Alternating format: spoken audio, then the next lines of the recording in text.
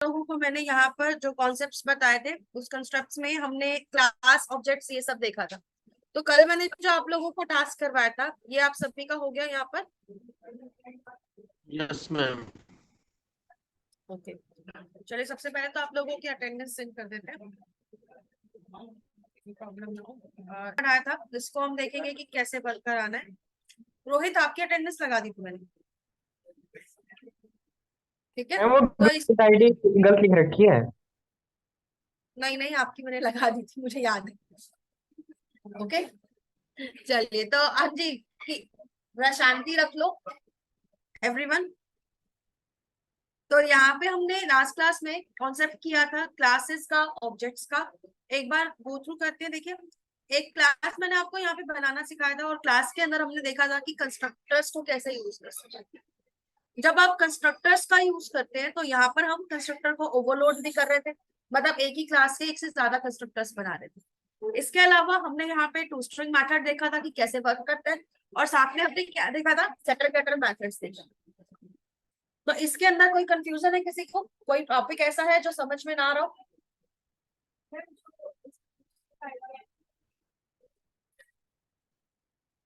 यहाँ पर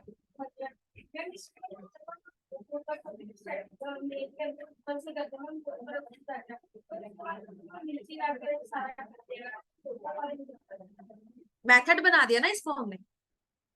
पहले मैंने इसको मेन मेथड में दिखाया था, मैंने एक फंक्शन बना दिया और एक ऐसा फंक्शन बनाया जो एम्प्लॉय का ऑब्जेक्ट रिटर्न करेगा। ठीक है, तो सिंगल वैल्यू रिटर्न ना करा के मुझे मल्टीपल वैल्यू रिटर्न करानी थी, लेकिन मल्टीपल वैल्यू दे नहीं सकते।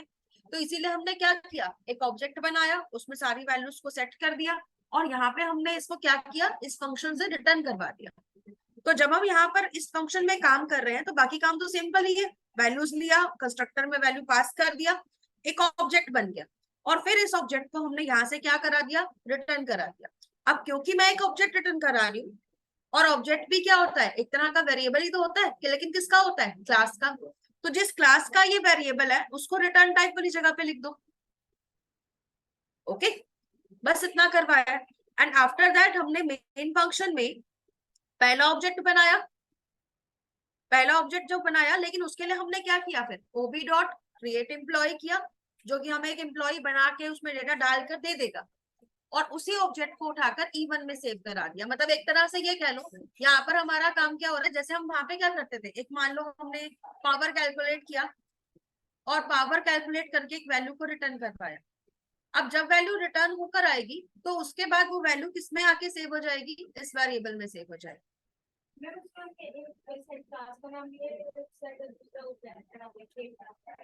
तो वहां पे एम्प्लॉय का ऑब्जेक्ट आया था ना, तो उस जो वैल्यू रिटर्न होती है उसको वैसे ही वेरिएबल में सेव कराना होता है ना। अब जब हम वहां से 10 पास करते थे तो यहाँ पे क्या लेते थे, वेरिएबल। अगर वहां से 10 वैल्यू आती थी तो यहाँ पे वेरिएबल किस टाइप का होता था, इंट का होता था। ऐसे ही अब एक ऑब्जेक्ट आ रहा है तो ऑब्जेक्ट किस टाइप का है, एम्प्लॉय टाइप का। इसलिए हमने यहाँ पर एम्प्लॉय का ऑब्जेक्ट लिया और उसमें वैल्यू को सेव करवा दिया। ओके, क्लियर है यहाँ तक? तो हमने पहला ऑब्जेक्ट आ गया, उसको सेव करवाया, फिर दूसरा ऑब्जेक्ट लिया और इसको सेव करवाया। यहाँ तक क्लियर है सबको? कोई डाउट? बहुत शोर मचा रहे हैं ना आज। 2 मिनट रुको, खोल कर आना। लगता है डांट खाने वाला काम करवाना, पर मैं ना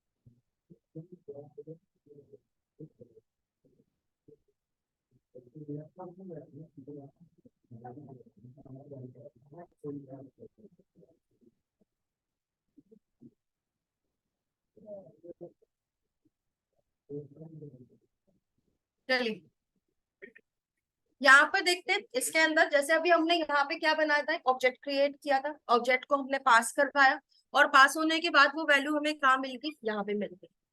इसी प्रोग्राम को करने का एक तरीका और भी हो सकता है। कैसे हो सकता है? सेटर और गेटर मेथड्स की हेल्प से।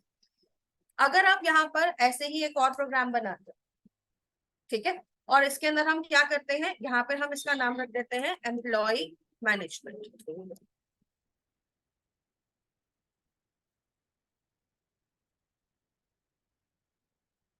तो यहाँ पर आकर हमें काम देखो ये कराना है। आप लोगों को ऑब्जेक्ट पासिंग अभी नहीं आता था, इसीलिए मैंने आपको नया कॉन्सेप्ट सिखाया था कि ऑब्जेक्ट को पास कैसे कराना है। अब एक बात बताओ, देखो मान लो मैं एक फंक्शन बना रही हूँ, राइट। अब फंक्शन में अभी के लिए हम वॉइड रख देते हैं। फंक्शन का नाम क्या है? Create employ. इस एम्प्लॉय फंक्शन के अंदर मुझे काम क्या करवाना है? मुझे एम्प्लॉय को क्रिएट कराना है, उसके अंदर वैल्यूज को सेट कराना है। मतलब इस फंक्शन का टास्क जो है वो क्या रहेगा? To set all the values into the variables of employee class and then return the object. Okay, तो ये जो टास्क है ये किसका टास्क है? इस फंक्शन का टास्क है। यहाँ पर हमारा स्कैनर भी यूज हो रहा है, राइट। तो मैं क्या कर रही हूँ, इसके अंदर मैं ओप्स को प्रॉपरली इनबिल्ट कर रही हूँ, मतलब यहाँ पर इम्प्लीमेंट कर रही हूँ। तो स्कैनर को हम यहाँ पे क्लास में लेंगे एज एन इंस्टांस वेरिएबल। अगर आप चाहते हो कि स्कैनर का ऑब्जेक्ट तो पहले बन जाए, लेकिन इसके अंदर जो वैल्यू है या इसका जो रेफरेंस है मेमोरी में, वो कब बने? जब ये क्लास डायनामिकली लोड हो, मतलब रन टाइम पर। ऐसा कराने के लिए हम यहाँ पे इसके अंदर जो भी इनिशियलाइजेशन होगी कहाँ पे करा सकते हैं? कंस्ट्रक्टर में करा सकते हैं। तो स्कैनर को आप कहाँ पे डिफाइन करोगे? यहाँ पे करोगे। ऐसे ही अगर आपको और भी कोई वेरिएबल डिफाइन करना हो रन टाइम पर, तो आप उसे ऐसे ही यहाँ पे डिफाइन करोगे, कहाँ पर आके? कंस्ट्रक्टर। ओके, क्लियर है यहाँ तक? तो हमने स्कैनर को कहाँ डिफाइन कर दिया? कंस्ट्रक्टर के अंदर डिफाइन किया। आफ्टर दैट मैं इस स्कैनर को पूरी क्लास के किसी भी फंक्शन में यूज कर सकती हूँ, सिर्फ पब्लिक स्टैटिक वॉइड मेन को छोड़कर, क्योंकि वो स्टैटिक होता है। ओके, तो यहाँ पे अगर हम आएंगे तो यहाँ पर क्रिएट एम्प्लॉय में आए। अब क्रिएट एम्प्लॉय में हमें काम क्या करना है? हमें एक एम्प्लॉय का ऑब्जेक्ट क्रिएट कराना है, ठीक है। अगर आपको एक एम्प्लॉय का ऑब्जेक्ट बनाना हो तो कैसे बनाओगे?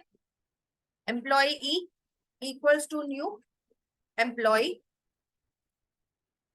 ऑब्जेक्ट बना दिया क्लास का, ठीक है। अब ये मैंने डिफॉल्ट ऑब्जेक्ट बनाया जिसके अंदर मैंने कोई वैल्यू पास नहीं करी।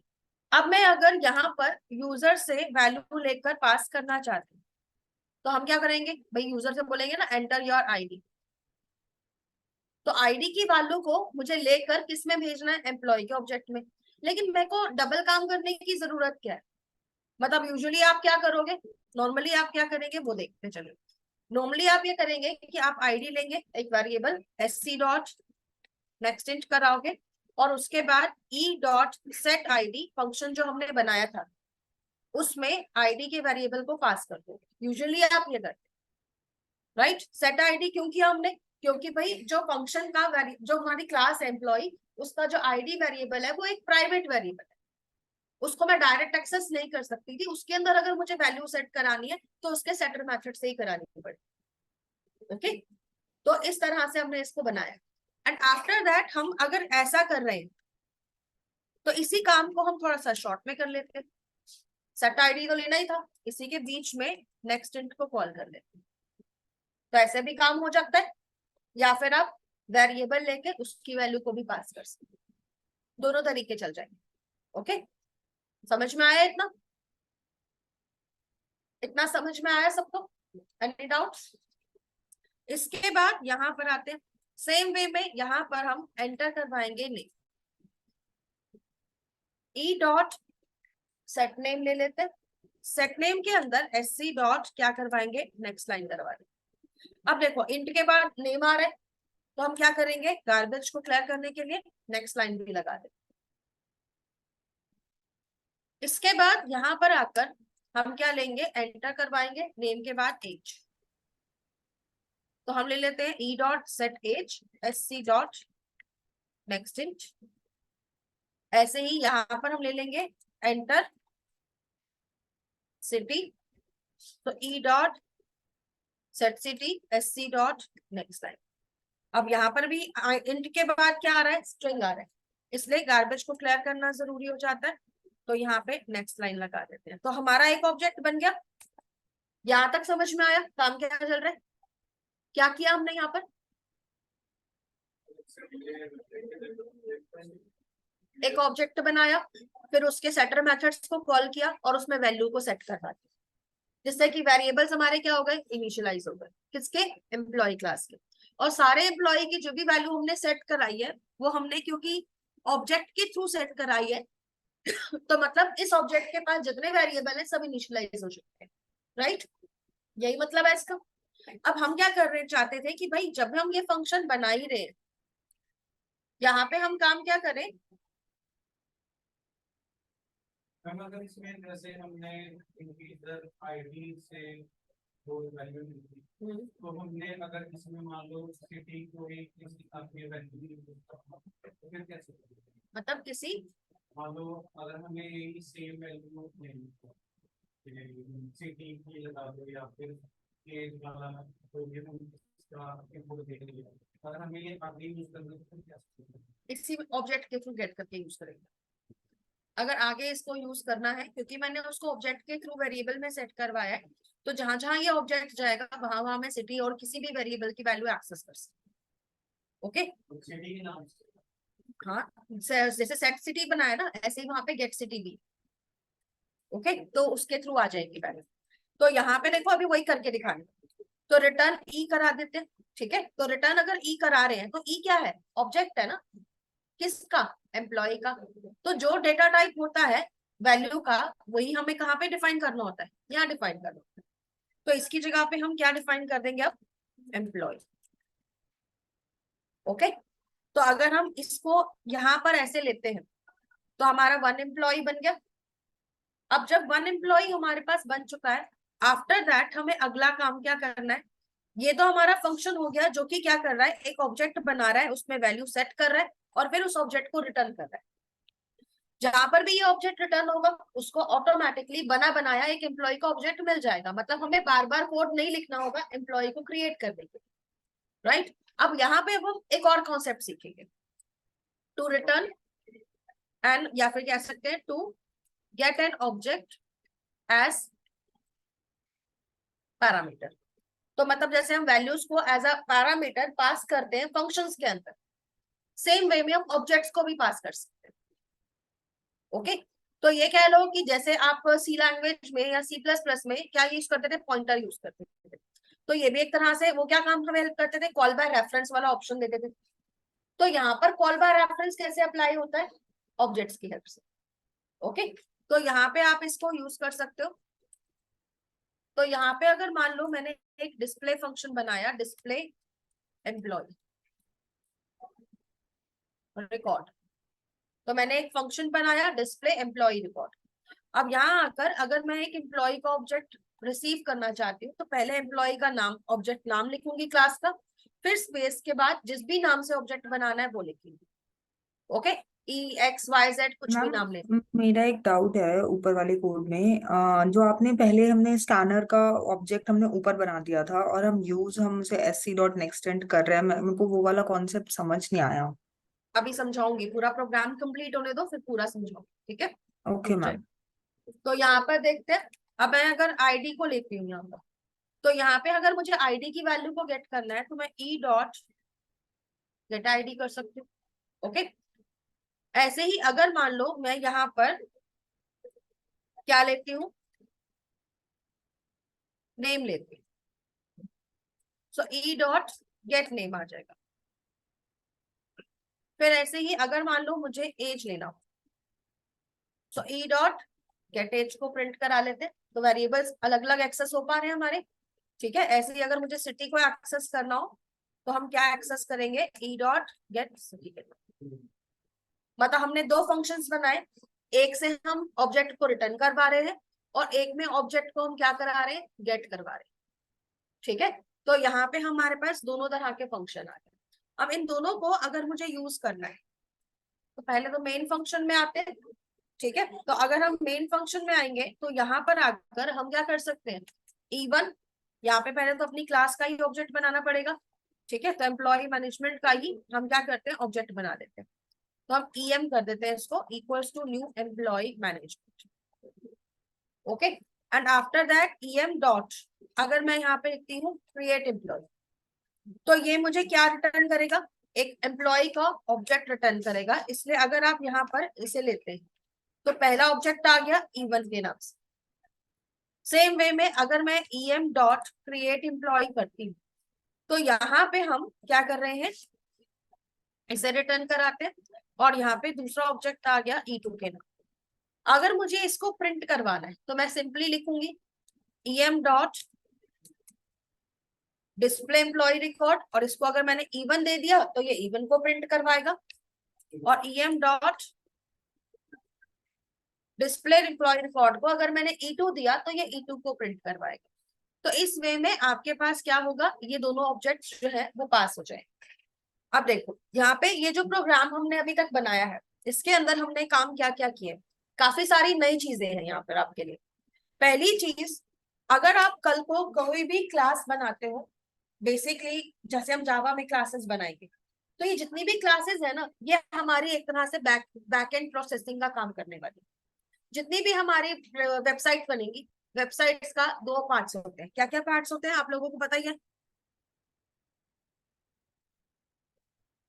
ओके, अभी एक एक करके सबके डिफरेंस बताती हूँ, रुक जाओ। तो पहली चीज ध्यान में रखने, देखो कोई भी वेबसाइट बनाओगे तो उसमें एक होता है फ्रंट एंड, एक होता है बैक एंड। फ्रंट एंड का मतलब होता है जो डिजाइनिंग होती है पेज की, जैसे उसकी अपीयरेंस होती है, उसको हम बोलते हैं फ्रंट एंड का पार्ट। फिर आता है बैक एंड। बैक एंड में क्या रहता है, बैक एंड में हम जावा की क्लासेस, सर्वलेट्स, जेएसपीज ये सब बनाएंगे। तो जितनी क्लासेस हम बना रहे हैं ना, ये सब हमारी as a back end processing में फाइल्स काम आने वाले। तो ऐसे में अगर हमें किसी भी एंटिटी को लेकर प्रोग्राम बनाना है और हम नहीं चाहते कि अननेसेसरी कंपाइल टाइम पर प्रोसेसर के ऊपर लोड जाए, और वैल्यूज को डायनामिक लोड भी करवाना है, इसी वजह से हम यहाँ पर किसका कॉन्सेप्ट यूज करते हैं, कंस्ट्रक्टर का यूज करते हैं। किसका कॉन्सेप्ट यूज करते हैं, कंस्ट्रक्टर का।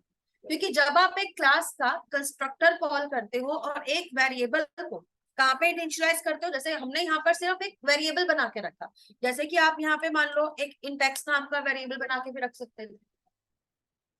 अब ये जो वेरिएबल बना या ये जो स्कैनर का ऑब्जेक्ट बना, आपको मैंने शुरू की क्लासेस में ही बताया था कि जब हम एक क्लास के अंदर डायरेक्ट कोई वेरिएबल बनाते हैं तो उसको हम क्या बोलते हैं, इंस्टांस वेरिएबल्स। और इंस्टांस वेरिएबल्स ही हर ऑब्जेक्ट का पार्ट बनते हैं। मतलब जहां जहां इस क्लास का ऑब्जेक्ट बनेगा, हर ऑब्जेक्ट के पास इन दो वेरिएबल्स की तो डुप्लीकेट कॉपी जाएगी जाएगी। राइट, याद आया? थोड़ी सी याददाश्त वापस कर ला रही हमारी, मैं भूल जाती सारे के सारे। तो इंस्टांस वेरिएबल्स थे। अब इंस्टांस वेरिएबल्स को अगर मैं यही का यही पे डिफाइन कर दूंगी तो वो तो कंपाइल टाइम पे कंपाइल हो जाएगा, पहले से ही वैल्यू सेट हो जाएगी, जो कि हमारे प्रोग्राम्स के लिए रिस्की होता है कि हमें पहले से वैल्यूज को कंपाइल टाइम पे नहीं रखना होता है, हमें उसको रन टाइम पे लोड करना होता है। जब प्रोग्राम चलेगा, लोड होगा, उसी वक्त पे ये काम होना जरूरी होता है, क्योंकि उससे सिक्योरिटी का एक एक्स्ट्रा लेयर आता है। ओके, तो ऐसे करने के लिए हमें यहाँ पर क्या करना पड़ा, कंस्ट्रक्टर के अंदर जाकर ही हमने इसको इनिशियलाइज किया, ताकि स्कैनर आएगा ही कब, जब भाई जरूरत है। अननेसेसरी पहले से क्यों लोड करवा के रखना। ओके, क्योंकि ये कंस्ट्रक्टर कब कॉल होगा, जब ऑब्जेक्ट बनेगा, और ऑब्जेक्ट कब बनेगा, जब मेन क्लास लोड होगी। मेन क्लास कब लोड होगी, जब आप प्रोग्राम को रन करोगे। समझे साइकिल? तो मतलब एक तरह से देखा जाए तो पहले मेन क्लास आएगी, आपकी जो क्लास है वो लोड होगी, क्लास लोड होने के बाद मेन फंक्शन कॉल होगा, मेन फंक्शन के अंदर आके ऑब्जेक्ट बनेगा, ऑब्जेक्ट बनने के बाद क्या होगा, कंस्ट्रक्टर कॉल होगा। ऑब्जेक्ट जब बनेगा तब कंस्ट्रक्टर कॉल होगा, और तब ये वेरिएबल इनिशियलाइज होगा, पहले से इनिशियलाइज होकर नहीं रहेगा। इससे हमारे प्रोग्राम को एक एक्स्ट्रा लेयर मिल जाती है सिक्योरिटी की। ओके, तो मतलब रन टाइम पे हमारा इनिशियलाइजेशन हो रहा है। इतना कॉन्सेप्ट क्लियर है कि कंस्ट्रक्टर में हम इनिशियलाइजेशन क्यों कर रहे हैं? क्योंकि पहले से रखने का मतलब है कि सामने वाले को बताना कि हाँ भाई मेरे पास 10 लाख पड़े, ले जाओ। वही, अगर आप एक बैंकिंग एप्लीकेशन सपोज बना रहे हो तो आप अकाउंट बैलेंस को रन टाइम पे इंक्लूड करवाओगे ना किसी के भी, पहले से लगा के तो नहीं रखोगे कि हाँ भाई इसका बैलेंस ये है तो पहले से प्रोग्राम में लेके रख लिया, ऐसा कुछ नहीं करना होता है। मेनली हमें हर चीज को कब करना होता है, रन टाइम पर। सो दैट्स द रीजन हम कंस्ट्रक्टर के अंदर आके वैल्यू को क्या करा रहे हैं, इनिशियलाइज कर रहे हैं। तो ये क्लियर हुआ स्कैनर को हम यहाँ क्यों ले रहे हैं। ओके, और दूसरा फायदा, अगर मैं इस क्लास में कोई भी फंक्शन बनाती हूँ, मुझे उसमें अलग से स्कैनर लेने की जरूरत ही नहीं पड़ेगी, मैं इसी को यूज कर लूंगी।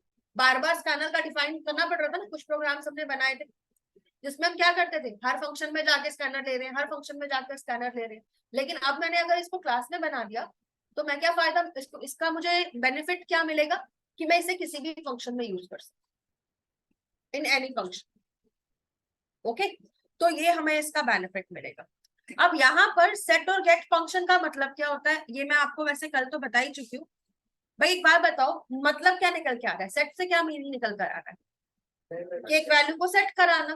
जब हमें एक वेरिएबल में वैल्यू को स्टोर कराना है तो हम सेट को यूज करेंगे, और जब हमें एक वैल्यू को गेट कराना है, गेट का मतलब जब गेट करना है, लेना है वैल्यू, रिट्रीव करना है, तो उसके लिए हम गेट फंक्शन का यूज करेंगे। ओके, जिसके लिए मैंने आप लोगों को कल सेटर गेटर फंक्शन बना के समझाए थे लास्ट में। तो यहाँ पे हमने क्या बनाया था, देखो सेट नेम बनाया हुआ है, जो क्या कर रहा है, एक नेम का वैल्यू ले रहा है और उसको इस वाले दिस डॉट नेम में नेम को सेट कर रहा है।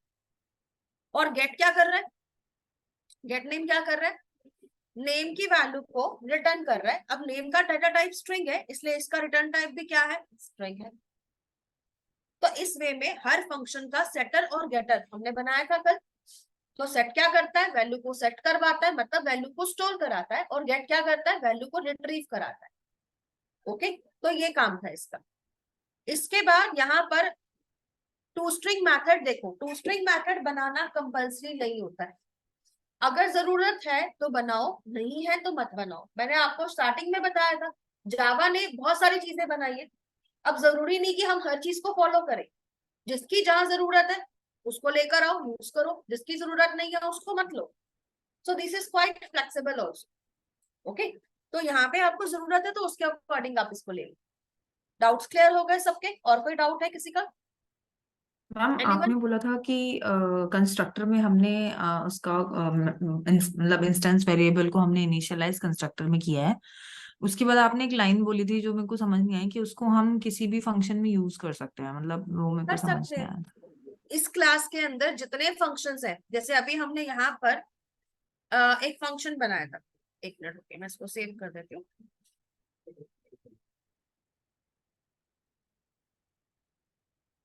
देखिए यहाँ मैंने एक क्रिएट एम्प्लॉय फंक्शन बनाया।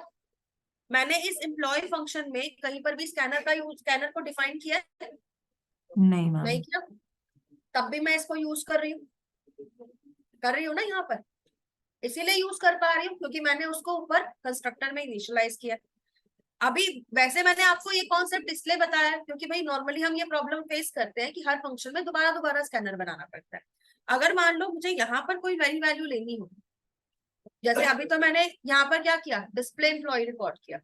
मान लो कल को मैं यहाँ पर आती हूँ, एक फंक्शन और बनाती हूँ, ठीक है, तो अपडेट क्या करवाना है यूजर को, मान लो उसको अपनी सिटी अपडेट करानी, फाइन। अब एक यूजर को अगर अपनी सिटी अपडेट करानी है तो हम यहाँ पर क्या करेंगे, एक तो एम्प्लॉय को ऑब्जेक्ट मांगेंगे कि भाई कौन सा वाला एम्प्लॉय है, उसका ऑब्जेक्ट दे दो।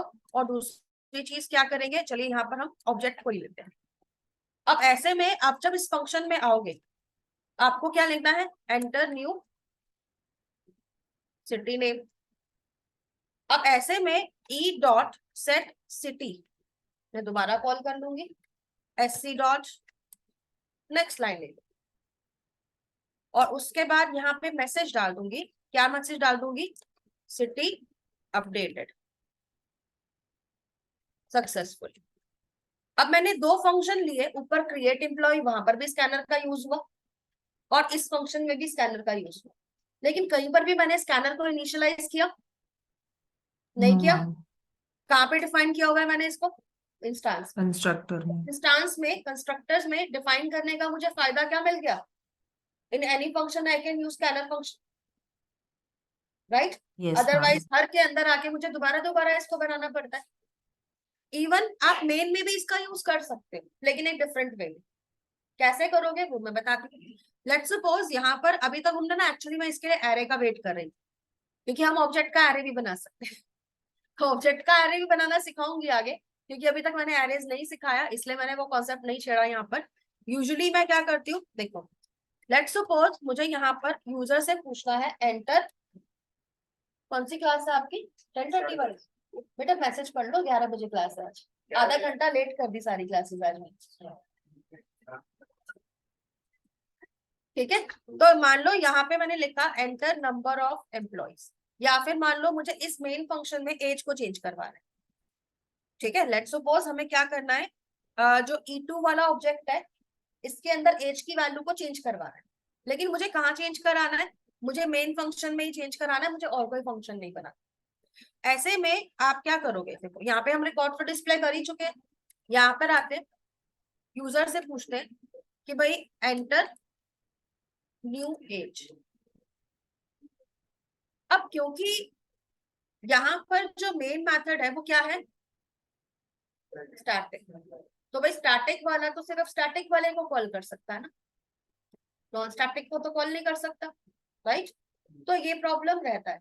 इसी वजह से अगर आप एक नॉन स्टैटिक रेफरेंस को यहाँ पे कॉल करोगे तो ऑब्जेक्ट के थ्रू करते, कैसे करते वो देखिए।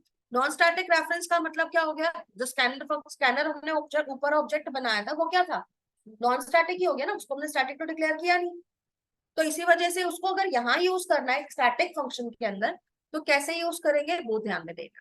तो हम अपनी ही क्लास का ऑब्जेक्ट लेते हैं EM, ठीक है, डॉट, अब EM के पास SC पड़ा हुआ है, तो देखो ऊपर ऊपर सबसे SC आ रहा है, SC डॉट, क्या करेंगे नेक्स्ट।